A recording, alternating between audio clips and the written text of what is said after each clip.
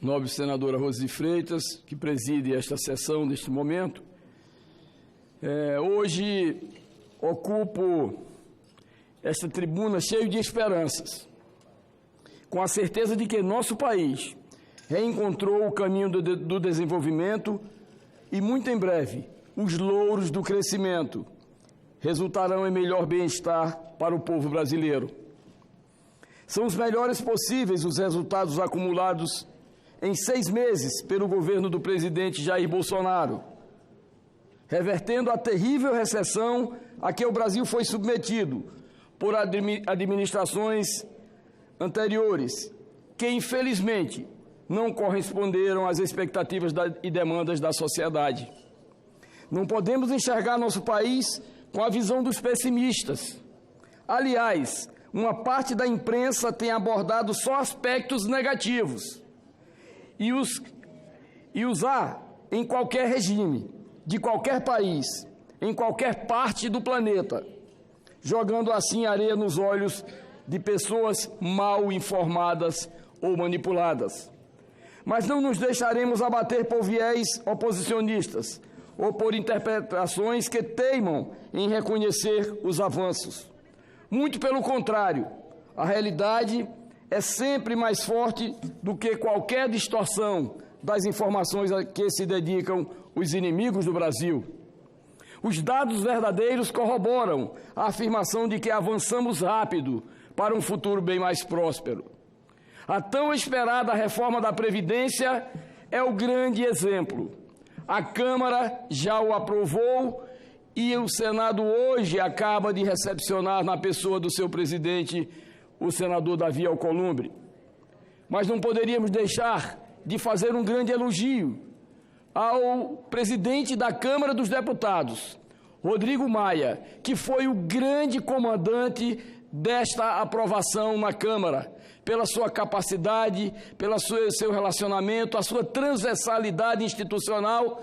Ele se ouve magnificamente, conseguindo o que para muitos era impossível, de uma forma tranquila e serena, aprovar a reforma da Previdência em primeiro e segundo turnos na Câmara dos Deputados.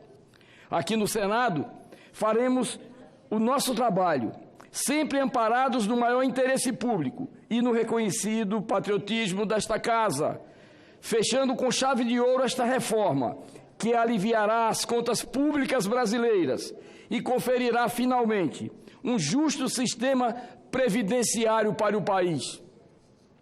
As portas do desenvolvimento já começam a se abrir, só com a primeira votação na Câmara dos Deputados. Podemos vislumbrar, então, um país aberto aos investimentos nacionais e estrangeiros, o que levará a um crescimento econômico mais acelerado e proporcionará mais empregos para encerrar o ciclo dessa tragédia que atinge mais de 13 milhões de trabalhadores desempregados. Esta, sim, é uma herança maldita. A reforma tributária virá na sequência para facilitar a vida dos empreendedores que movem a roda da fortuna deste país. A ela soma-se a medida provisória 881 de 2019 da Liberdade Econômica, já aprovada pela comissão mista, presidida pelo nobre senador Dário Berger, do MDB de Santa Catarina. É a prova do monumental esforço do governo para asfaltar a estrada que nos levará a um futuro grandioso. Esta medida estabelece garantias para o livre mercado, prevê imunidade burocrática para startups e extingue o Fundo Soberano do Brasil. O projeto de lei de conversão, sem dúvida, passará pelos plenários da Câmara e do Senado, antes de ir para a sanção do presidente da República. A medida provisória institui a Declaração de Direitos de Liberdade Econômica. De acordo com o Poder Executivo, o texto tem como objetivos recuperar a economia, garantir investimentos em educação e tecnologia, possibilitar a desestatização e resolver questões concretas da segurança jurídica nacional. Senhores deputados, senhores senadores e senhoras senadoras, as notícias são ótimas. Vejam os senhores que a inflação está totalmente domada ao nível das grandes potências. As notícias não poderiam ser melhores. A prévia do IPC 15 aponta uma taxa de apenas 0,09 neste mês de julho, e o acumulado de um ano é de 3,27%. Um resultado para comemorar, principalmente quando nos lembramos do fato de que a inflação é o mais injusto dos impostos que atinge impiedosamente os mais pobres. Nesse mesmo caminho da prosperidade, registramos recordes constantes da Bolsa de Valores, o dólar estável e o Banco Central monitorando com muita competência a taxa de juros, a mais alta, a mais baixa dentre aquelas altas que chegavam às alturas da nossa história. Esta moldura positiva é consequência natural das excelentes medidas tomadas pelo nosso governo, como o avanço das privatizações e concessões e o processo já iniciado para o fim do monopólio do gás e do refino dos combustíveis. Decisão que mostra a disposição do governo nesse sentido foi a privatização da BR Distribuidora, que deixou de ser controlada pela Petrobras. Numa operação avaliada em 9,6 bilhões de reais pelo mercado, a fatia da petroleira e da distribuidora caiu de 70,3% para 37,5%. Mas o maior lucro será, sem dúvida, dos consumidores brasileiros, pois a livre concorrência, sem o peso da estatal, será o mecanismo ideal para o controle de preços de combustíveis.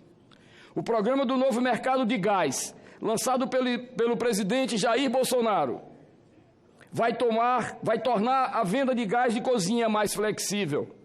Deverá ser permitida a venda fracionada do gás para que os consumidores possam levar o botijão aos pontos de enchimento ou receber representantes das distribuidoras nas suas próprias casas. O governo está, finalmente, destravando a economia brasileira e muito ainda há por vir em favor do desenvolvimento e do povo brasileiro. Veja-se, por exemplo, a liberação de parte do FGTS para impulsionar o consumo. O ministro Paulo Guedes projeta a injeção de 30 bilhões no mercado com o FGTS ainda este ano. Esse conjunto de boas notícias contribui de maneira definitiva para a recuperação da imagem do país. Empresas brasileiras têm captado dinheiro externo aos menores custos contabilizados desde 2014, quando o Brasil afundava na recessão e numa das maiores crises fiscais de sua história.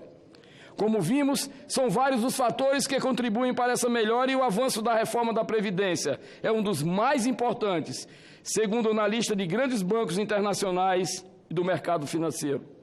A reforma começa, portanto, a produzir resultados positivos, bem antes de sua aprovação final. Fatores externos também têm ajudado, com destaque para a freada nos juros americanos e as promessas de políticas ainda muito frouxas na Europa e no Japão. Diante da perspectiva de menor crescimento econômico do mundo rico, de acordo com as últimas análises do FMI, Fundo Monetário Internacional, bancos centrais decidiram prolongar os juros estimulantes. Isto torna mais fácil competir com a remuneração oferecida pelos papéis do Tesouro Americano e outros títulos de grande prestígio no mercado global. Há um evidente benefício para os emissores, empresas e governos no mundo emergente. Neste quadro, o Brasil tem sido especialmente favorecido e quem o reconhece é um dos maiores jornais do país, o jornal Estado de São Paulo, aliás, que é um dos mais críticos também ao nosso governo. Senhoras senadoras, senhores senadores, o avanço da reforma da Previdência e as promessas de outras mudanças de grande alcance, como a tributária, estimulam novas apostas no Brasil, condicionadas a um forte compromisso com a reorganização da administração pública e a revitalização da economia brasileira, o que já está em pleno andamento. Mas esta aposta já não vale. Os números são claros como a luz do sol. O Brasil caminha para o fim de um ciclo recessivo que empobreceu a grande maioria da sua população.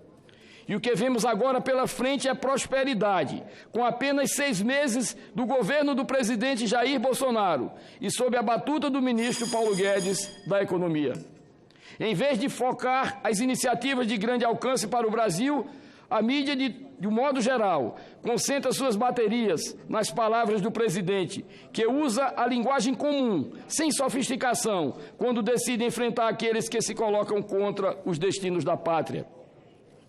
Ora, ao contrário dos governantes que se ancoram na mentira para angariar algum apoio popular, o presidente Bolsonaro usa a franqueza dos homens determinados.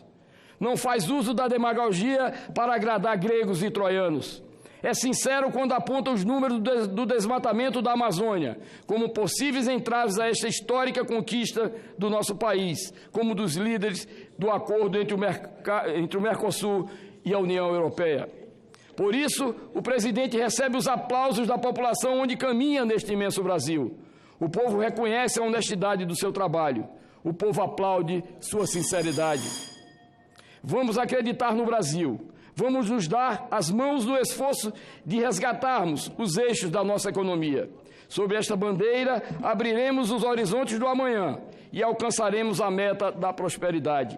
Senhora Presidente Rosa de Freitas, gostaria, para concluir meu pronunciamento e com a paciência e a aquiescência de Vossa Excelência, dizer que esse dia de hoje é um dia histórico, onde nós sentimos no ar o clima da expectativa que reina no país. A reforma da Previdência, que lá atrás era contestada, ela era muitas vezes tida como impossível de ser realizada.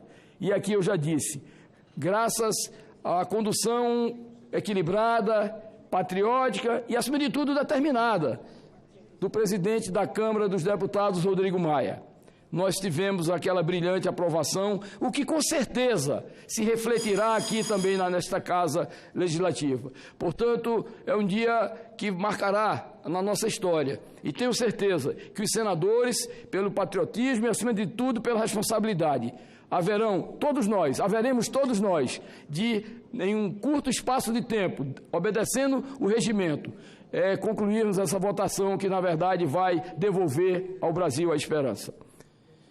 Portanto, concluindo meu pronunciamento, agradeço a Vossa Excelência pela generosa paciência que teve com tão longo pronunciamento. Muito obrigado, nobre presidente. Nós é que agradecemos.